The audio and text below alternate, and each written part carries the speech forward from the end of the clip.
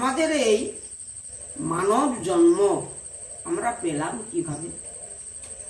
আমাদের এই মানব জন্ম পেলাম ৮০ লক্ষ জনে ভ্রমণ করার পর এই সাধের মানব জন্ম পেয়েছি। ২০ লক্ষ বৎসর গাছপালা হয়ে জন্মগ্রহণ করতে হয়েছে। ৯ লক্ষ বৎসর জলচর হয়ে জন্মগ্রহণ করতে হয়েছে। ১০ লক্ষ বৎসর পক্ষী রূপে আমরা জন্মগ্রহণ করেছি। ১১ লক্ষ বৎসর প্রেমিকীট রূপে জন্মগ্রহণ করেছি। ৩০ লক্ষ বৎসর আমাদেরকে পশু যোনি রূপে জন্মগ্রহণ করতে হয়েছে। এরপর আমরা আমাদের এই সাধের মানব জন্ম পেয়েছি।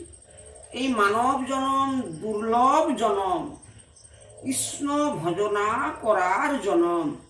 হরে